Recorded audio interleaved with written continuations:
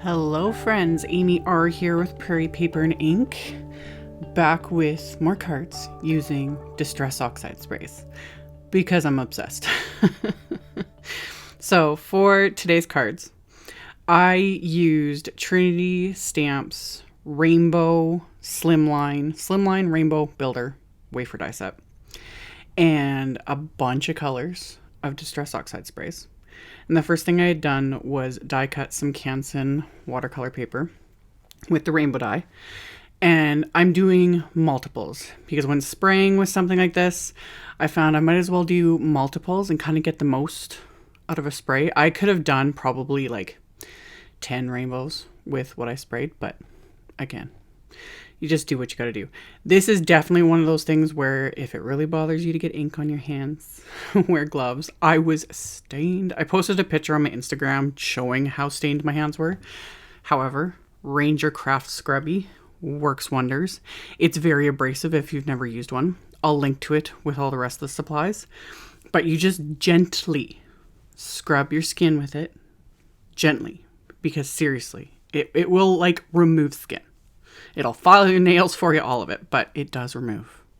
Because I was inky, but I don't mind it. I don't mind having ink on my hands. I had a grand old time. So I was working on my craft mat and just spraying the pieces, but not fully. I wanted that splattery, splotchy look. So I would just kind of lightly spray and then start kind of pressing and smooshing. So obviously if you don't have like any of the sprays, the Distress Spray Stains or the Distress Oxide sprays, you could totally do this with your ink pads. Do the, smush and splatter with water and press in. Totally. You can do it. I'm just really loving playing with the sprays. It's just, I get more splattery, fine, misty splotchiness than I do with my ink pads, and I'm really loving it. So I worked in rainbow order. I'll list the specific colors I use, but of course, picked raspberry, carved pumpkin, here's mustard seed.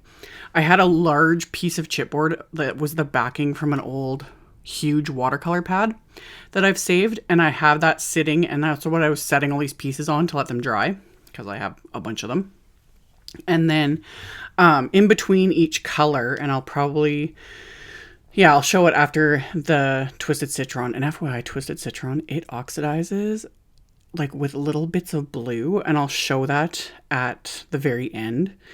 It's kind of fun. It's another reason why I'm really loving the Distress Oxide sprays, because some of them just do some quirky little things. But yeah, I just kept working with each little set of pieces. And then between the colors there, I just have this washcloth. I was talking about this in my last video. I just have this old washcloth that I use for when I'm really getting inky and messy and to like clean my desk and stuff. And then I just rinse it out in the sink, wring it out, let it dry. Throw it in with a load. Same with my flour sack towel there that's off to the right. I've shown that in a bunch of videos. I'm still using the same one. You can get them as a pack of 2.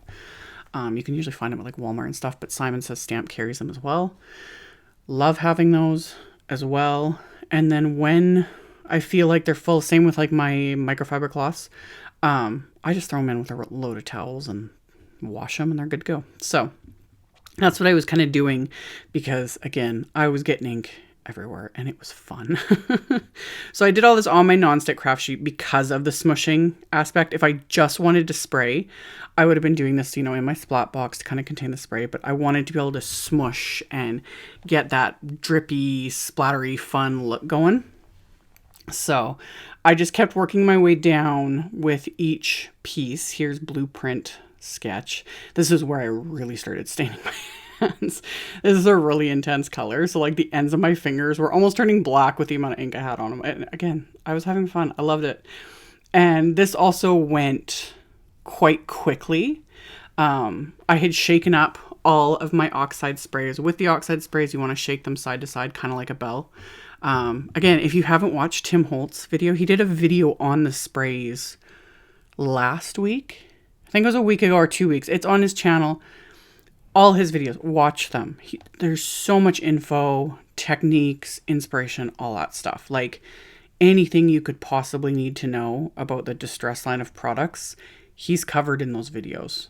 Highly recommend it. I like to play them in my office while I'm sitting around being inky and doing things like this, because there's always like random little, techniques and things that I'll pick up on.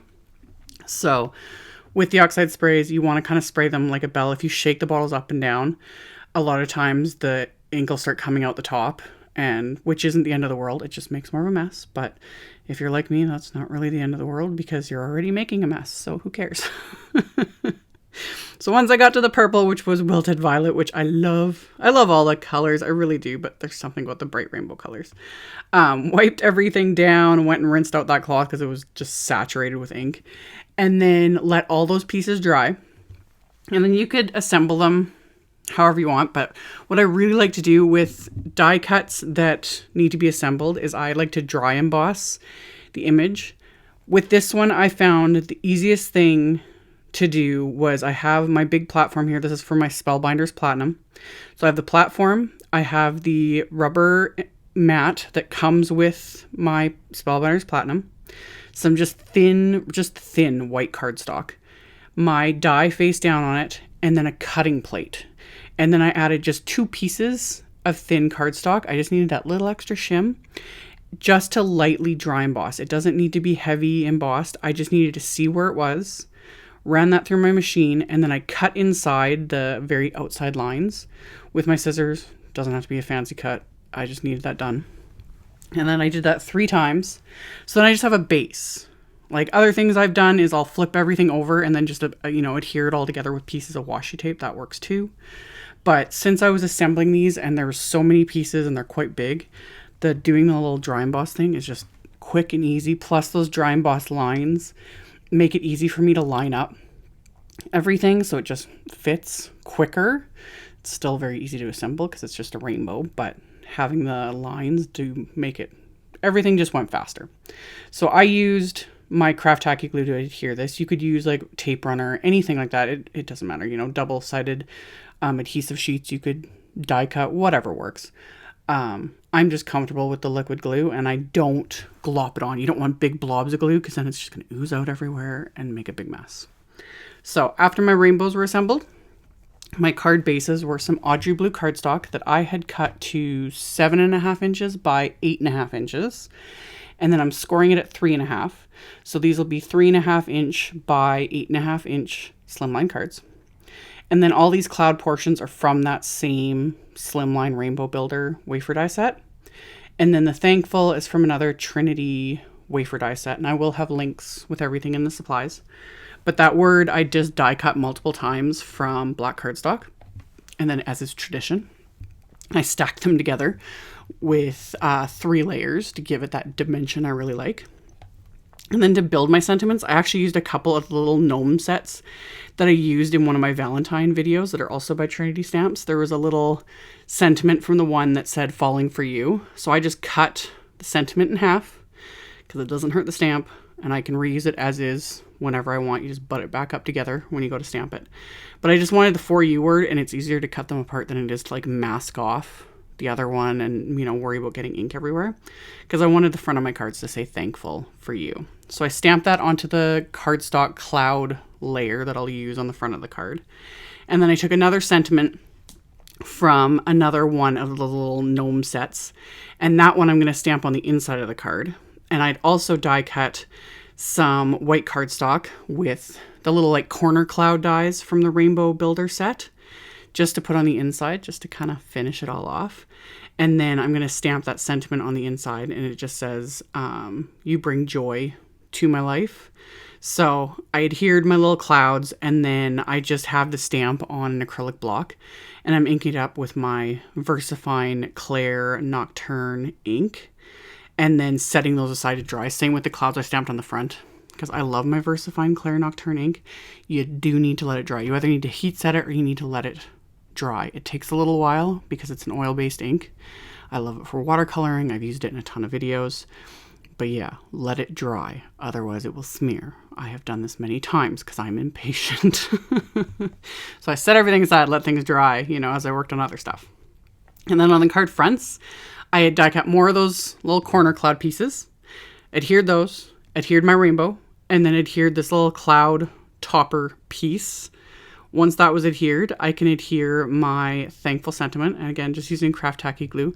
You could totally pop up like these layers, you know, with foam tape, etc., really build some dimension, which would be really fun.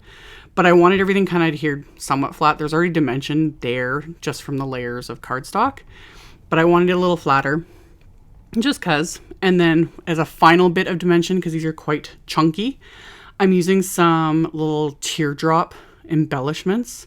I have some clear ones from Little Things by Lucy's Cards, and then I had some iridescent ones in my stash that I don't think are available anymore. But the clear ones are, so I'll have a link to them.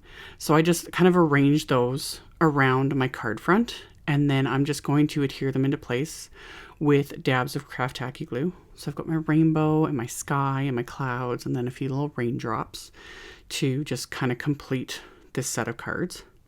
And because these are slimline cards, I need some envelopes. So I went through my stash and grabbed some Doodlebug pattern papers, because that's why I hoard tons of 12 by 12 pattern papers. And then I used Trinity Stamps Slimline envelope wafer die set. I've shown how to make these envelopes many times, but you could use score tape. I have been really loving just using liquid glue. The more I use it, years of using liquid glue, I'm just comfortable with it. If you're not, I highly recommend score tape, and I'll link to score tape. The thing with liquid glue is do not apply too much. If you've got blobs of glue, it's going to ooze out, and then you're going to just glue your envelope shut. So I just apply the glue to the thin little tabs, just thin lines of it, not very much. And then I've already folded them down. They were pre-scored when I die cut. Adhere the two long sides to the base, and then you attach the rounded flap to one end and the more like rectangle flap to the other end, just like so. Super, super simple. It's also why I like using my craft tacky glue, because I have that little bit of wiggle room to get things lined up. And then once those are adhered, all you got to do is fold over the longer flaps. Again, either a really thin amount of glue or just a thin strip of score tape. And then I adhere the bottom little rectangle flap, and I leave the top flap until it's time to seal the card. And that's usually when I'll just use a bit of score tape just to make things quick and easy when it's actually time to address it and send it out. So made envelopes to go with my cards, and that finished off this fun set of cards. So as always, I will have a link below the video to my blog post. Oh, there. That's what I was talking about. The Twisted Citron Distress Oxide spray. It has this like really light blue oxidation as it dries. Love it. And all that splattery goodness and just the texture. You could totally die cut that just from solid pieces of cardstock. It would still look fabulous. You could use your ink pads. Do whatever works for you, you know. You guys just know. Right now, I'm just kind of sort of obsessed with the sprays. So I'm having fun with them. So anywho, as always, there'll be a link below the video to my blog post. I'll have pictures. I'll have picture links to everything. Just check out the description box below the video if you're interested. Thank you all so much for watching, for subscribing, thumbs upping, commenting, all of it. I very much appreciate it. And I will see you all very soon in the next video. Bye.